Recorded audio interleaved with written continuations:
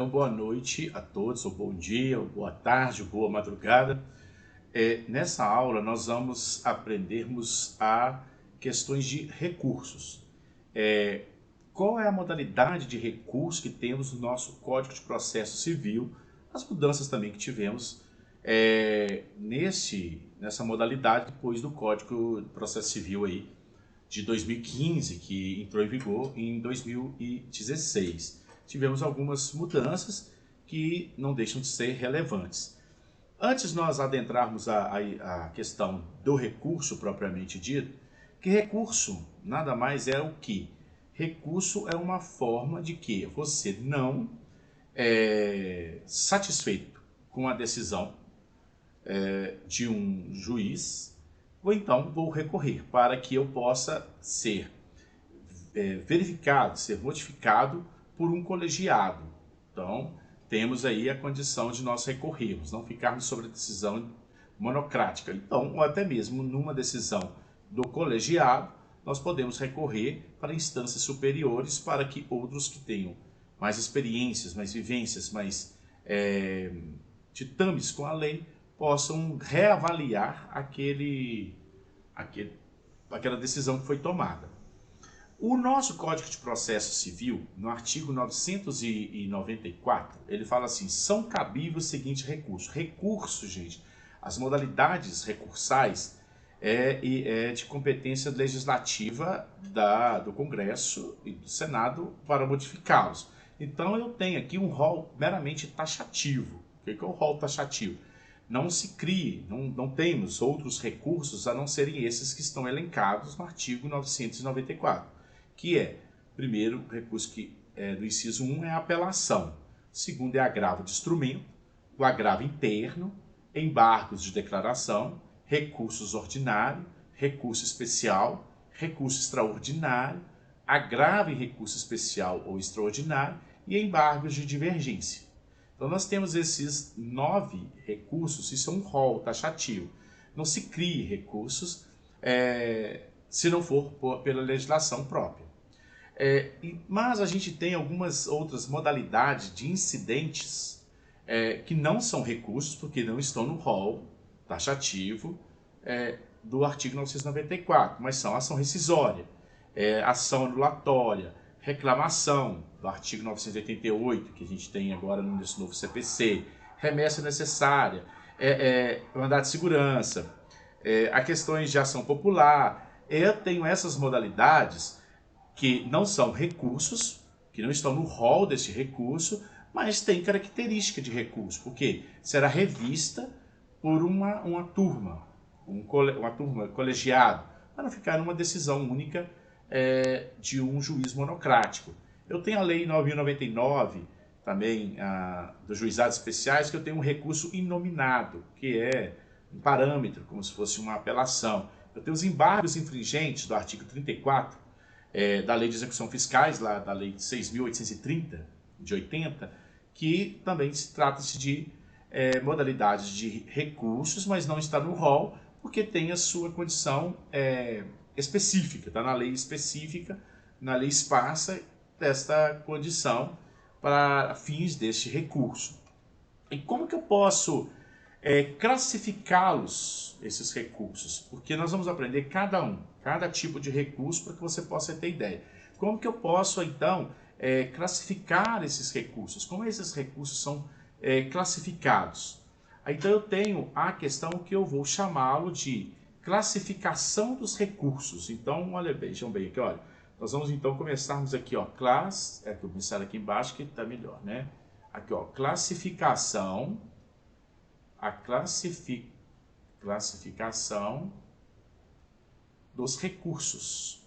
Então, como que eu poderia classificá-los? Para que eu possa, então, aqui agora, eu ter um norte. Eu preciso de ter um norte para quando eu entender de recursos. Então, quando eu vou fazer qualquer desses recursos, eu tenho a condição de fazer um recurso que seja de uma decisão que não foi satisfativa. Esse recurso pode ser, aqui ó, total, tá? Total, ou ele pode ser parcial. Quer dizer, eu não preciso de recorrer parcial. Eu não preciso de recorrer de toda a decisão. A decisão, eu posso recorrer de parte da decisão ou recorrer de toda essa decisão, perfeito? Então, se nós tivermos o artigo aqui, olha, o artigo 1002 do nosso Código de Processo Civil, você vai observar que eu tenho esta possibilidade de o fazer. Então, vejam comigo aqui o 1002, aqui, ó, a decisão pode ser impugnada no todo ou em parte. Olha aqui o que o legislador reservou para a gente, que a decisão pode ser impugnada no todo ou em parte. Então, você não necessariamente, quando você precisa fazer um recurso, que você precisa fazer o recurso do todo. O que você tem que ter em mente que o que você recorreu é o que vai ser analisado. Aquilo que você não recorre não vai ser analisado, porque você tem essa faculdade aí dessas partes de recurso. Então, essa é a minha primeira classificação do recurso. E além disso, para os recursos que eu tenho, que eu posso chamá-los de recurso tanto para apelação, que é o que vem de uma sentença, e o recurso extraordinário, que nós vamos ter oportunidade de ver da agora para frente, e um recurso especial. Então, quer dizer, RE, aqui olha, é que a gente tem aí como conhecido como recurso extraordinário, e o RESP é o recurso especial. Nós vamos aprender com mais tranquilidade. Esse aqui é seguido para o STF, e esse aqui a gente põe para o STJ, tá? Então, esse aqui vai estar elencado no artigo 102 da nossa Constituição da República e esse aqui no 105 da Constituição da República. Esses três recursos aqui, ele tem uma modalidade que a gente possa utilizá-lo, que chama também de recurso adesivo. Então, vou apagar essa parte aqui para que vocês possam compreenderem comigo. Recurso adesivo e o recurso principal.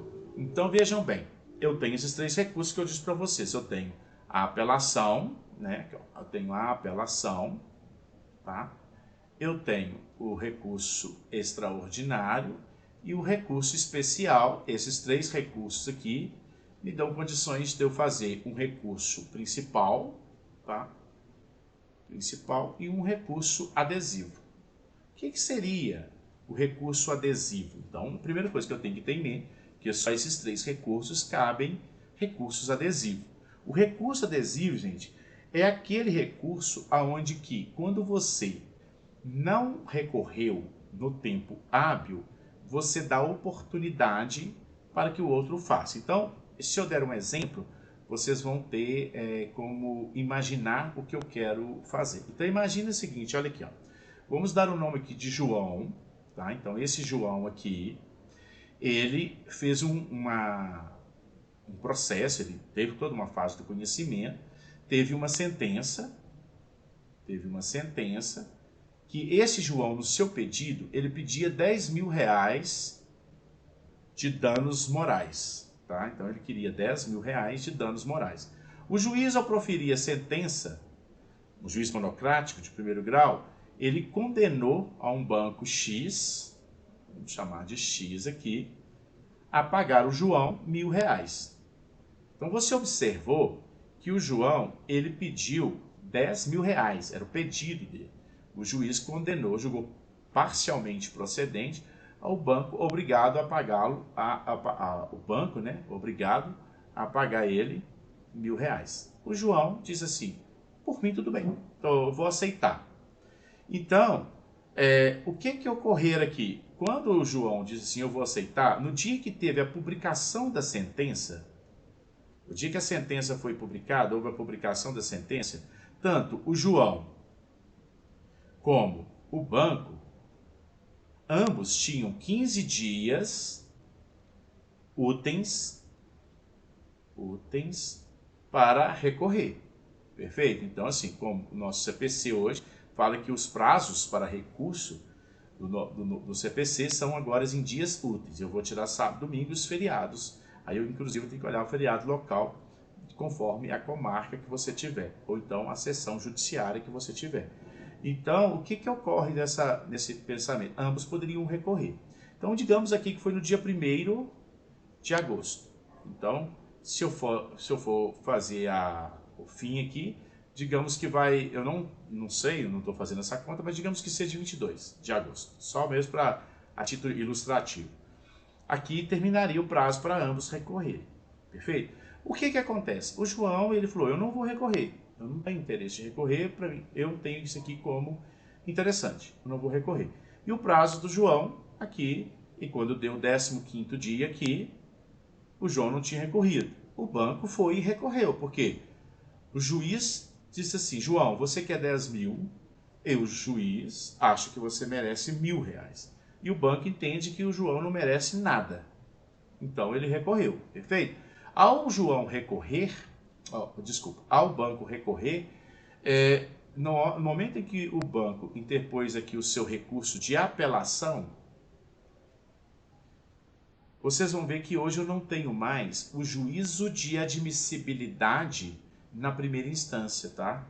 Na primeira instância, eu não tenho mais o juízo de admissibilidade. Esse juiz aqui na primeira instância, ele não verifica mais se essa apelação do banco é tempestivo, teve o preparo, tem motivação e outros aspectos que requerem a recebimento desse recurso.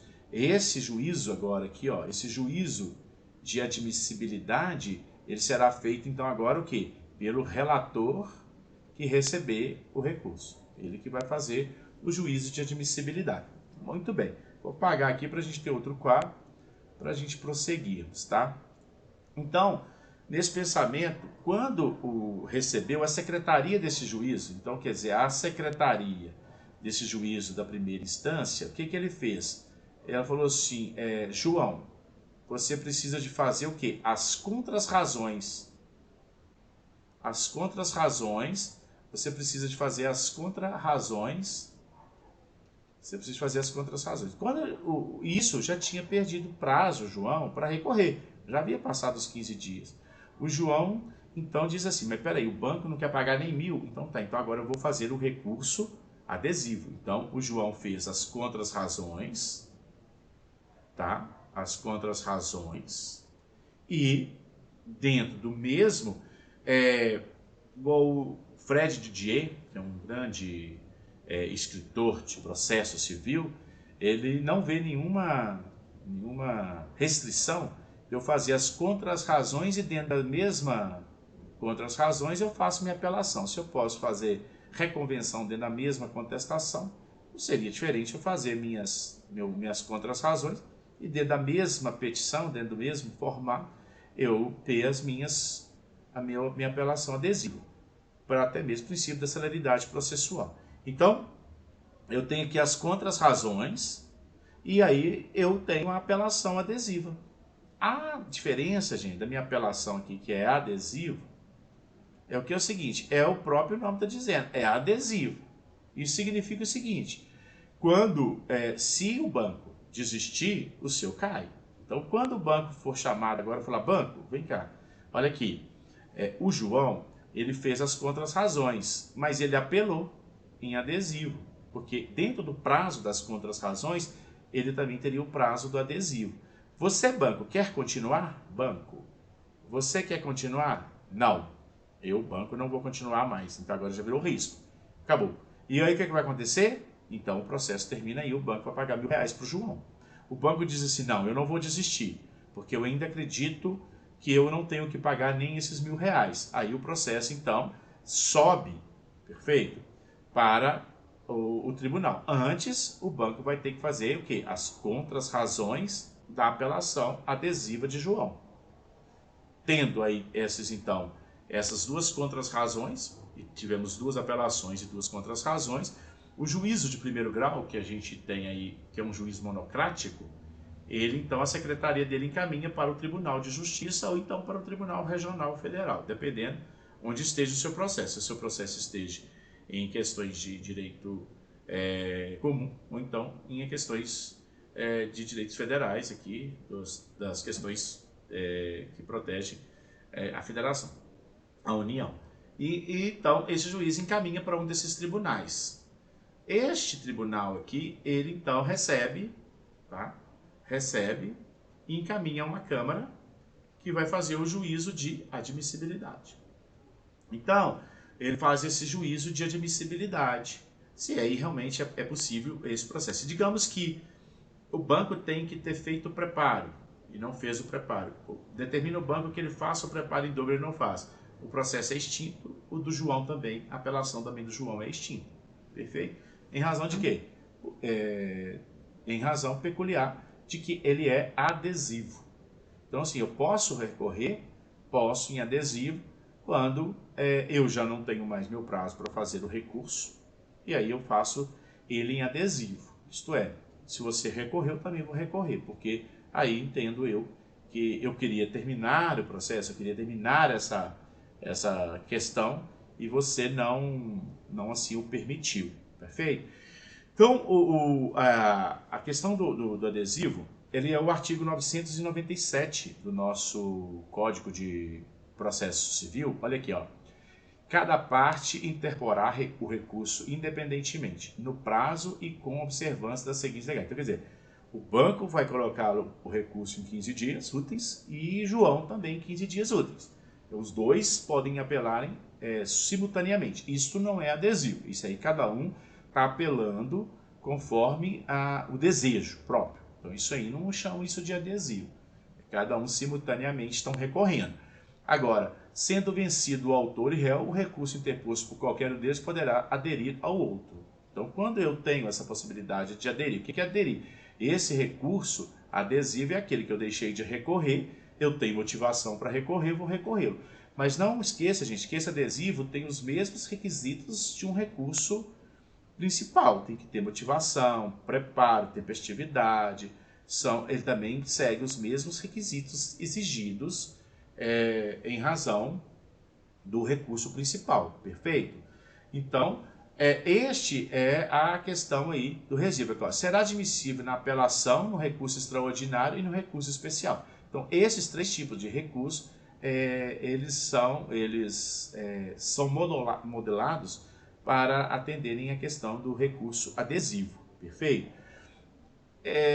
Aí, dando prosseguimento na nossa situação, vocês observem que só as partes podem recorrer adesivo. Então, assim, somente o João e somente o banco. Imagine que eu tenho um menor. O menor precisa, em toda ação que tem o menor intestado, eu preciso da presença do Ministério Público. O Ministério Público, ele é vedado a recurso adesivo.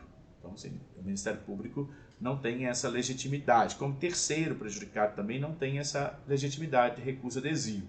Aí, outra situação também, o recurso inominado no juizado especial, que é da mesma modalidade, como se fosse uma apelação, também não cabe recurso adesivo. Então, é proibido adesivo em juizados. Perfeito?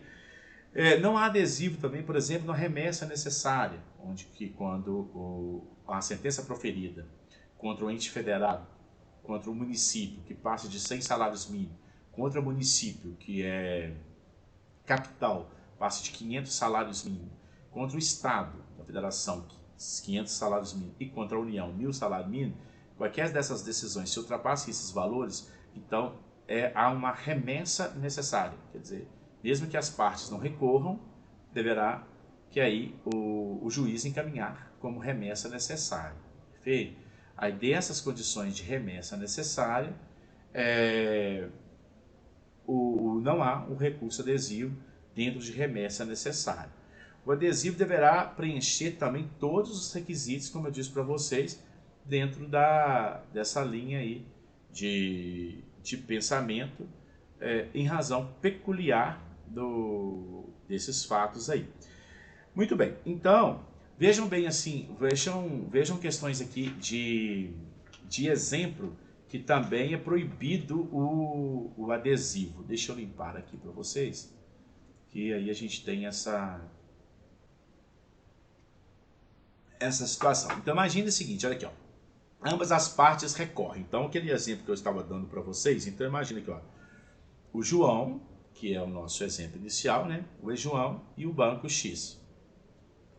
O banco X. O juiz condenou o banco a pagar R$1.000 para o João, correto? Tá ok. Então, ambos recorrem. O João diz assim, não, eu vou fazer a minha apelação, porque, de fato, eu não quero ganhar só 1.000, eu quero ganhar 10. O banco faz a apelação em razão de que eu não quero pagar nem 1.000. Então, observem-se que ambos recorreram. Então, não tem nada de adesivo aqui, tem recursos simultâneos, todos os dois. Então, ambas as partes recorrem, havendo a desistência de uma dessas partes, tá? Porque você sabe que você pode desistir do seu recurso sem anuência da outra parte, que é diferente quando você ajuiza uma ação depois de citado o réu, só com a anuência do réu você pode desistir. Na fase recursal, você pode desistir indiferente da anuência da outra parte. Então, ambas as partes recorrem. Havendo desistência de uma das partes, tem uma dessas partes aqui desistem. A parte que desistiu fica vedada no novo recurso. Na forma adesiva, ocorre a preclusão consumativa, tá? Então, assim, nesse caso aqui, imagine que o banco desiste de apelar. Aí, quando ele viu que o João apelou, aí ele fala, então agora eu vou fazer as contras-razões, eu faço o recurso adesivo. Não, por quê? Você desistiu de apelar, é diferente, tá? Aí houve a preclusão, que a gente chama de preclusão consumativa. Você apelou e desistiu. Aí o professor, como que eu vou saber que ele apelou? Não, ele apelou, ele juntou a apelação. Depois ele veio com uma petição desistindo da apelação dele. Aí o juiz falou, ok, desisti. Aí que ele viu que o banco apelou. Então, digamos assim, damos um exemplo. O banco foi lá no 10º dia e apelou, perfeito? O João não estava ainda sem apelar e falou, acho que ele nem vai apelar, eu vou desistir. No 14º dia, o banco foi lá e desistiu. No 15º dia, o João juntou a sua apelação. Aí, quando abriu vista para o banco fazer as contras-razões, ele não pode mais em adesivo, porque já houve a preclusão consumativa, você já usou o seu prazo e o desistiu, tá? Agora imagine assim, ambas as partes recorrem, dessa mesma forma aqui, ambas as partes recorrem, sendo que o recurso de um deles é parcial. Então, digamos que eu tenho uma situação, exemplo, né? Vamos mudar aqui só um pouquinho para que vocês possam entender, parcial. Então, o banco fala assim, eu não estou recorrendo para, ou então digamos o João, né? O João fala assim, eu não estou recorrendo para, então, receber os 10, ou então vice-versa. Mas o melhor seria um exemplo assim, o João e o banco, além de danos morais, tá? Eles querem danos materiais. O João quer dano material também, digamos que tenha prejuízo. Então, o banco, ao recorrer, entende que danos morais, ok, mas dano material ele não tem, então vice-versa. O banco recorre só de um item, perfeito? Então, digamos que só recorre do item material, só recorre de um item.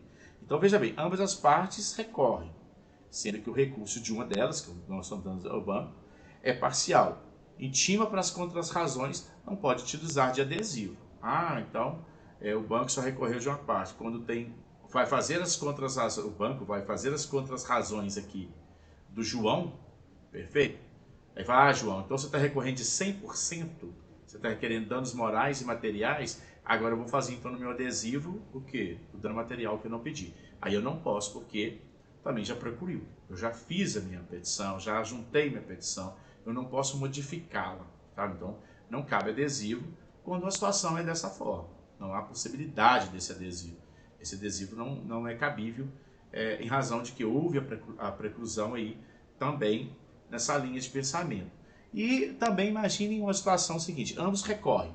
O recurso de uma das partes é intempestivo. Então, digamos que ambos recorrem, mas esse aqui é intempestivo, tá? Mas recorreu, juntou lá. João recorreu tempestivamente no 15º dia, perfeito?